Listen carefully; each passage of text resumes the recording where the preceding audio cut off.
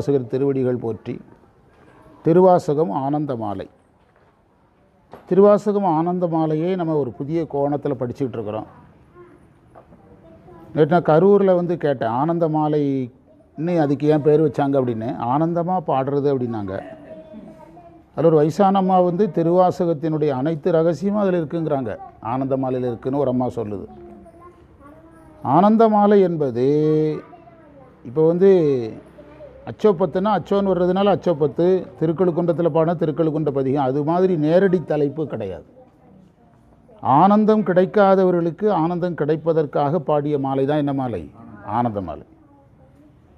சனிக்கிழமை பதியும்போது அதுக்கு ஒரு அழகான டெஃபினிஷன் கொடுத்தேன். அதாவது 45வது பதிகத்தில் நிறைய அறிவுரை சொல்கிறார் யாத்திரை பத்தில். அதையே இதையும் இணைச்சா மட்டும்தான் இந்த பதிகம் புரியும். புகவே வேண்டா புலன்களில் நீர் அப்படிங்கிறாரு 2வது மந்திரத்தில். தாமே தமக்கு சுற்றமுங்கிறார் 3வது மந்திரத்தில். அடியார் ஆனீர் எல்லீரும் அகல விடுமின் விளையாட்டைங்கிறார். நான் ஃப்ரீயாக இருக்கும்போது இந்த 45க்கும் 50க்கும் இடையில் இருக்கிற பதியம் எப்படி இருக்குன்னு பார்த்தா கரெக்டாக அது ஒரு தொடர்ச்சியில் தான் இருக்குது. நிற்பார் நிற்க நில்லா உலகில் நில்லோம்னு சொன்னார் பார்த்தீங்களா? அதுதான் இதில் முக்கியமான இடம். ஆமாம், 7ல் சொன்னார், அந்த பெருமான் பேரானந்தத்து பிரியாதிருக்க பெற்றீர்கள், அருளால் அருமால் உற்றீர் பின்னை நீர் அம்மா அடுங்கி அரற்றாது, பின்னால் வருத்தப்படுவீங்க, சேரக்கருதி சிந்தனையை திருந்த வைத்து சிந்திமின், இதெல்லாம் சொல்கிறார். பேசக்கூடாது, 2 பேசாமல் என்னன்னு பேசக்கூடாது. இதை அப்படியே எடுத்துகிட்டு போனீங்கன்னா தான் ஆனந்த மாலை புரியும். ஆனந்த மாலை என்பது உதாரணமாக நீங்கள் அச்சோப்பதியும் எடுத்தீங்கன்னா அவருடைய அனுபவத்தை சொல்கிறார். ஆனந்த மாலை அப்படி கிடையாது. என்னால் அறியா பதம் தந்தாய்ங்கிறது உண்மை, யான் அறியாது கெட்டேனுங்கிறது உண்மை கிடையாது. அதான் பிரச்சனை. இறைவன் மாணிக்க வாசகருக்கு நிறையா கொடுத்தாருங்கிறது உண்மை, அதையெல்லாம் மாணிக்க வாசகர் பயன்படுத்தலைங்கிறது உண்மை கிடையாது. ஆமாம், அதுதான் அங்கே அந்த மந்திரம்.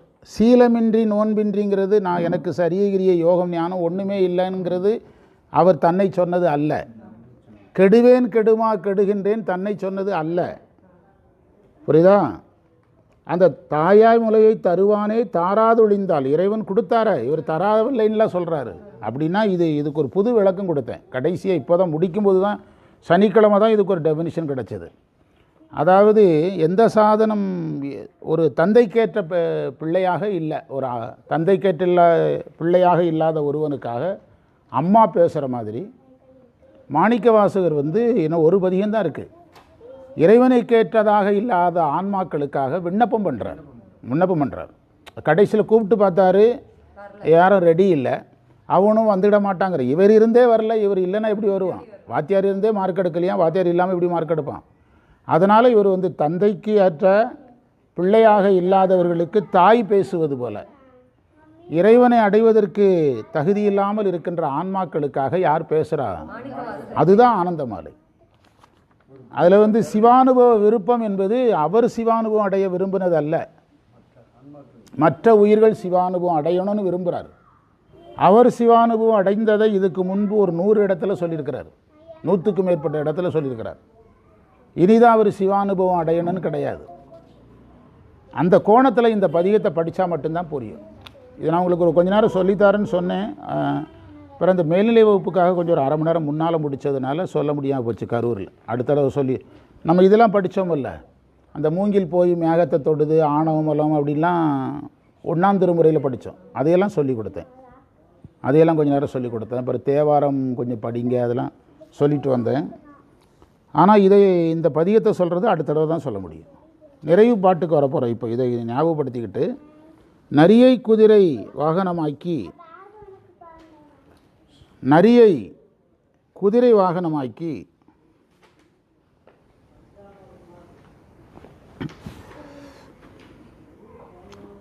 உலகமெல்லாம் தெரியும்படி செய்து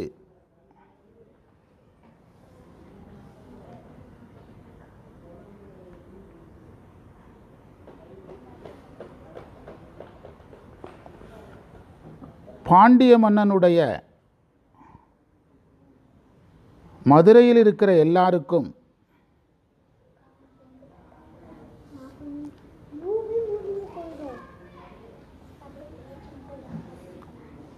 திகைப்பை ஏற்படுத்திய திருப்பெருந்துறை இறைவனே,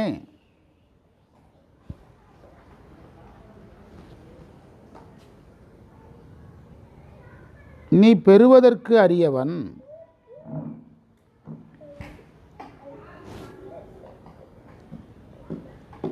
அவிநாசி என்ற தலத்தில் எழுந்தருளியவன்.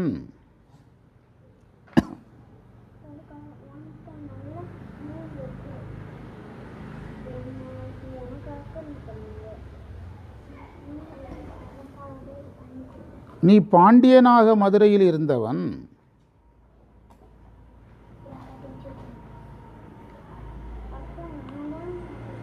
நீ அருள் வெள்ளம்.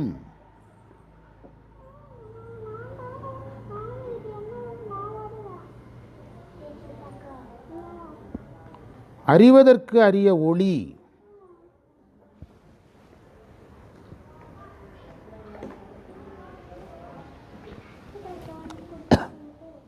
மோட்சத்தை பெறும் வழி எனக்கு தெரியவில்லை. மோட்சத்தை பெறும் வழி எனக்கு தெரியவில்லை.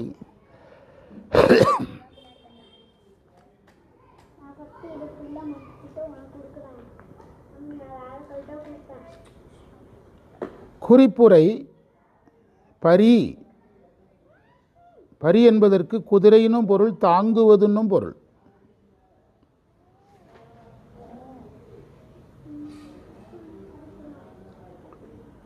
நிகழ்வித்தினா செலுத்தி என்றும் பொருள் சொல்லலாங்கிறாரு.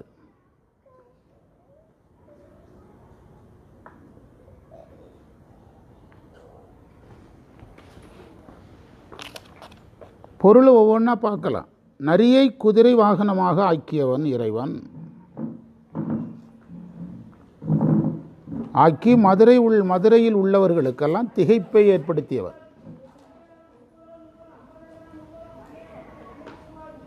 இந்த செயலை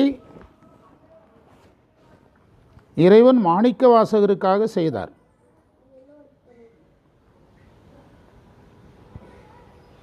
மாணிக்கவாசகருடைய பெருமையை பாண்டியனுக்கு காட்டுவதற்காக இவ்வாறு செய்தார்.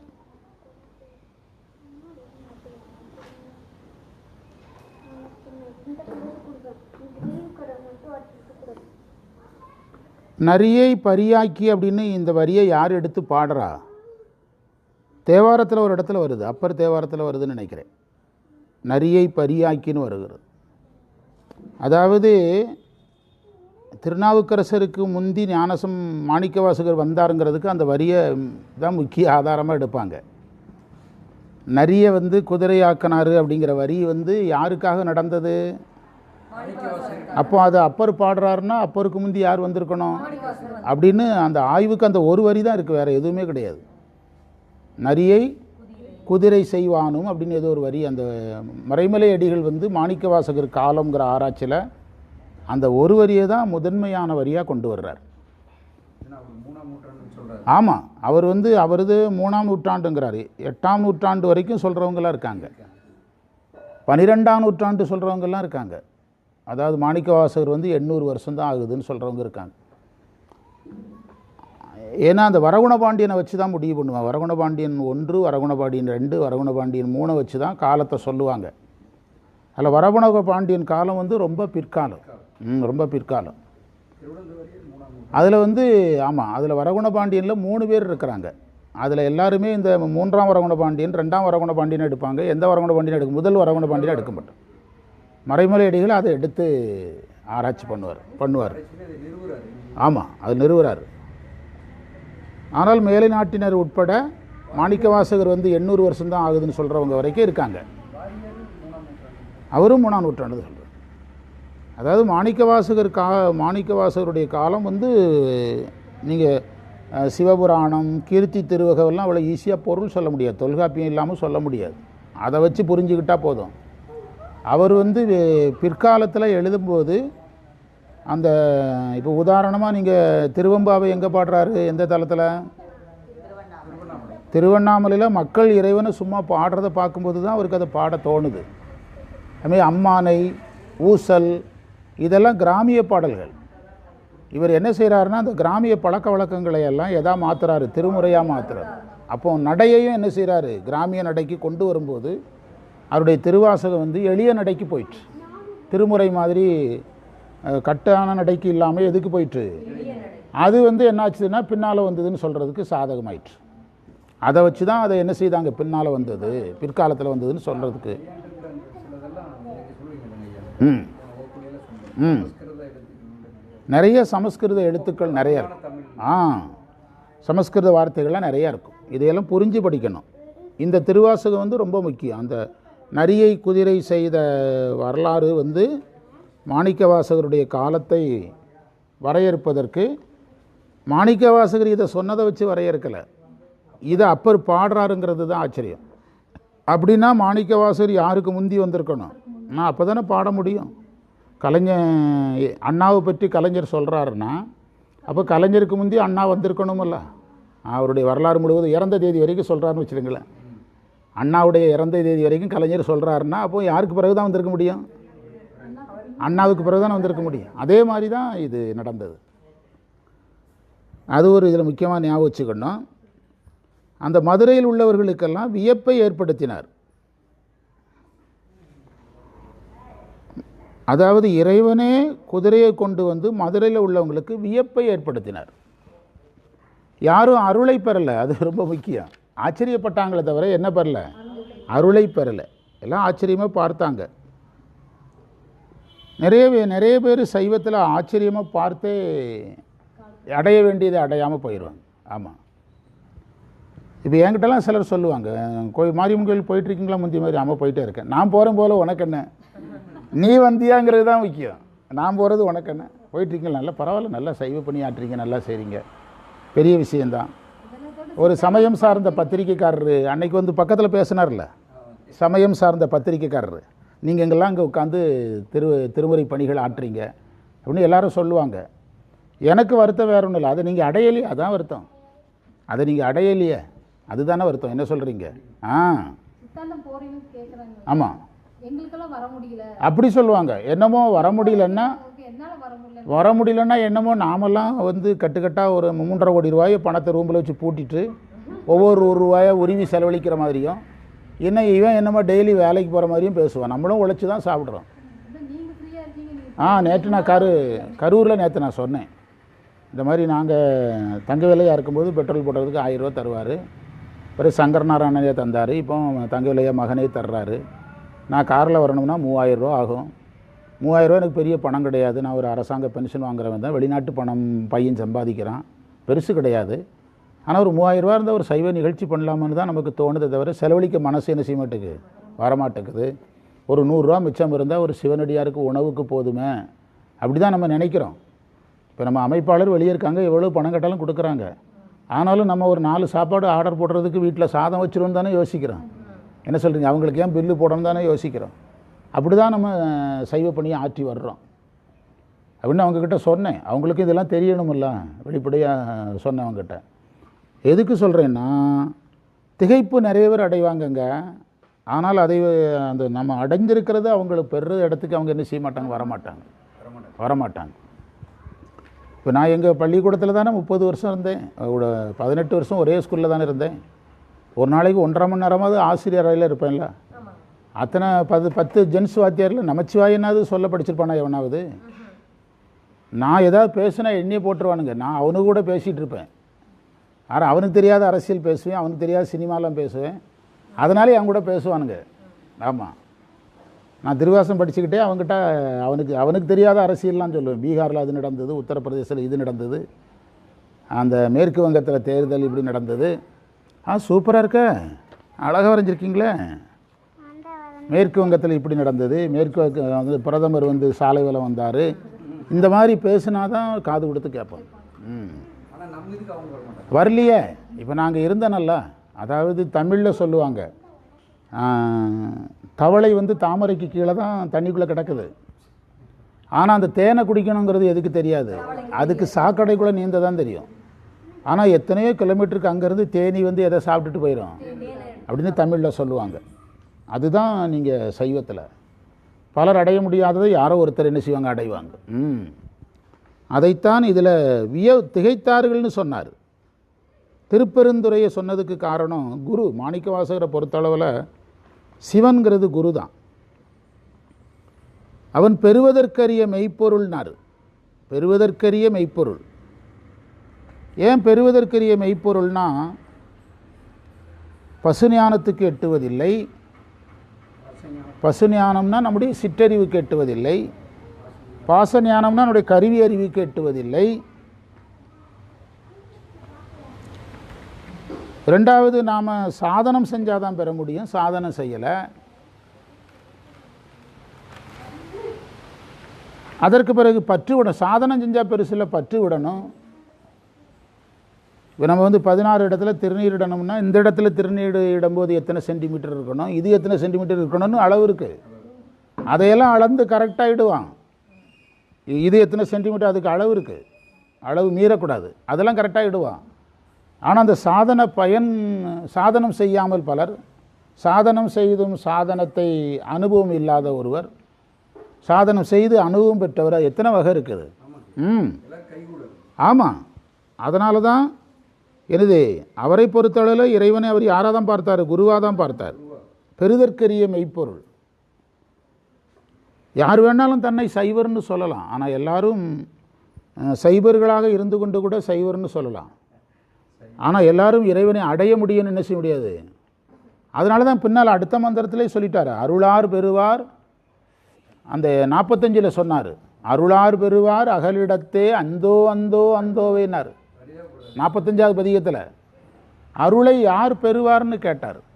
அந்த யாத்திரை பத்தில் தான் அவர் மனசு நொந்தது. யார்? மாணிக்கவாசர். இத்தனை வருஷம் இந்த மக்களோட வாழ்ந்து நான் கூப்பிட்டுட்டு போகிறேன் சாமிகிட்டன்னு சொன்னால், அவன் ரேஷன் கடைக்கு போகிறேன், ரிசர்வ் பேங்க்குக்கு போகிறேன், நான் எல்ஐசிக்கு போகிறேன்னு சொல்கிறானே தவிர எங்கே வரமாட்டேங்கிறான். இறைவனை நோக்கி வருவதற்கு இல்லையே, எல்லாம் விளையாட்டுத்தனமாக தானே இருக்கிறாங்கன்னு நொந்த இடம் தான் அது. அந்த நொந்த இடத்துல தான் அவர் கருணை மிக்கவராக இருந்ததுனால கடைசியாக ஒரு ஆயுதத்தை கையில் எடுத்தார். எப்படி ஞானசம்பந்தர் ஆச்சாள்புரத்தில் தகுதி இருக்கிறவங்க இல்லாதவங்கன்னு பார்த்து எல்லாரையும் வீடு பேருக்கு அழைச்ச மாதிரி, எல்லாருக்காகவும் யார் வேண்டுனா அவரே வேண்டினார். பிள்ளை சரியில்லைன்னா அம்மா பிள்ளைக்காக பேசுகிற மாதிரி எல்லா பிரச்சனையும் என் மேலே, நீ கெடுத்தது, அந்த பையனுக்கு கெடுத்தது நீ தான், இருந்துட்டு போட்டுமே, பையனுக்கு செய்ய வேண்டியதை செய்யுங்க அப்படி சொல்கிற மாதிரி. வீட்டில் அப்பா திட்டுவார், அவனை கெடுத்து குட்டிச்சவராங்கினதே நீ தான், அது யாரும் இல்லைன்னா நீங்கள் வேணால் நல்லவங்களாக இருந்துட்டு போங்க அப்படின்னு சொல்கிற மாதிரி. அதை ஞானசம்பந்தர் இந்த மாணிக்கவாசகர் வாங்கி கொண்டு யாருக்காக பேசினார். அதுதான் இந்த பதிகம். இந்த பதிகத்தை புரியுறதுங்கிறது ரொம்ப கஷ்டம். பழைய அளவு முறைகளெல்லாம் வச்சு புரிஞ்சிங்கன்னா ஒன்றும் புரியாது. உங்கள் மைண்டை வச்சு பார்த்தீங்கன்னா இதுதான் அதில் இருக்குது. ஒரு இடத்துல கூட ஆனந்தங்கிற வார்த்தையே கிடையாது. எதில்? இந்த பதிகத்தில் ஆனந்தங்கிற வார்த்தையே கிடையாது. ஆனந்த மாலைங்கிறது பிற உயிருக்கு ஆனந்தம் கிடைப்பதற்காக பாடப்பட்ட மாலையே தவிர ஆனந்தத்தை அனுபவித்து பாடிய மாலை அல்ல. ஆனந்தத்தை அனுபவித்து பாடிய மாலை அல்ல. இப்போ மழை பெய்யலை, விவசாயம் இல்லை, அறுவடை இல்லை, நெல் விளையலை, மக்காச்சோளம் விளையலைன்னு ஒரு விவசாயி சொன்னால் அது ஆனந்த மாலைன்னு பேர் வைக்க முடியுமா? அப்படின்னா அவர் இதெல்லாம் கிடைக்கணும்னு ஆசைப்படுறாருன்னு தான் அதுக்கு பொருள் எடுக்க முடியும். அப்படி தான் இவர் மாணிக்கவாசகர் இங்கே சொல்கிறாரு. இறைவனை பாண்டியனாக பார்க்குறாரு, குதிரை கொண்டு வந்தவனாக பார்த்தாரு, பாண்டியனாக பார்க்குறாரு. இது இறைவன் கொள்கின்ற பல்வேறு உருவங்கள். கருணை திருமேனி. விகிர்தா போற்றின்னு பாடுவார். விகிர்தன்னா பல உருவங்களை கொள்ளுதல். விகிர்தன்னா பல உருவங்களை கொள்ளுதல். பெறுவதற்கும் அறியவன் அறிவதற்கு அறியவன்ட்டார். பெறுவதற்கரிய மெய்ப்பொருள், அறிவதற்கரிய ஒளினார். அடைகிறதும் கஷ்டம், அறிகிறதும் கஷ்டம்னார்.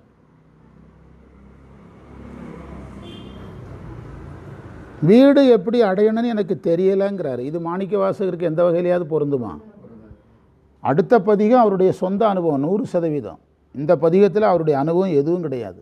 அடுத்தவங்களுடைய அனுபவத்தை எல்லாம் தன் மேலே போட்டுக்கிட்டு, சில வீட்டில் 2 பசங்க அம்மாவுக்கு இருந்துன்னா ஒரு பையன் நல்லா வசதியாக இருப்பான், 2வது பையனுக்கு வருமானம் இருக்காது. இந்த அம்மா எனக்கு உடம்பு சரியில்லை, ஹாஸ்பிட்டல் போகணும், பிளட் செக்கப் பண்ணணும், ப்ரெஷர் செக்கப் பண்ணணும், பணத்தை வாங்கி யாருக்கு கொடுக்கும்? அந்த சவலையாக இருக்கான் பாருங்க, அவனுக்கு கொடுக்கும். பொருளாதாரத்தில் பின்தங்கி இருக்கிறவனுக்கு இந்த காசை இங்கேருந்து நகர்த்தும். அம்மா இப்படி கொடுக்குதுங்கிறதே யாருக்கு தெரியும்? அந்த பையனுக்கு தெரிஞ்சாலும் அவன் இது எதையோ ஒன்று பண்ணிட்டு போ, எனக்கு தெரியும் நீ காசு அவனுக்காக தான் வாங்குறான்னு தெரியும் அப்படின்னு கொடுக்குறாங்க பார்த்தீங்களா? அது முதல்ல அதை கறக்கிறதுக்கு முதல்ல யார் மேலே போடணும்? ஆமாம், திடீர்னு என்னமோ முழங்கால்லாம் வலிக்குது, நெஞ்சு வலிக்குது, டாக்டர்கிட்ட போகணும்னு காசை பிடுங்கியாவது கடத்தி கொண்டே இருக்கும். யார்? அந்த தாயுடைய இயல்பு. அதே மாதிரி ஒரு அண்ணனாக, ஒரு தமக்கையாக, ஒரு தாயாக, ஒரு குருவாக யார் நிற்கிறா? மாணிக்க வாசகர். அந்த கரை சேராத உயிர்களுக்காக கடைசியாக எல்லா பிளாங்க் செக்கையும் யார் மேலே போட்டுக்கிட்டாரு? தன் மேலே போட்டு எல்லாத்தையும் நிரப்பி கொடுக்கறதுக்கு முயற்சி பண்ணுறார். அதுதான் அந்த பதிகம், அற்புதமான பதிகம். அடுத்தது அச்சோ பதிகம், முத்திநிதிங்கிறத பிறகு படிக்கலாம். இதை பதிஞ்சிட்டு வந்துடட்டுமா? கயல் வரைங்கம்மா, சூப்பராக வரைஞ்சிருக்கிறிய கையில் வச்சுக்க, அப்பாட்ட காட்டு.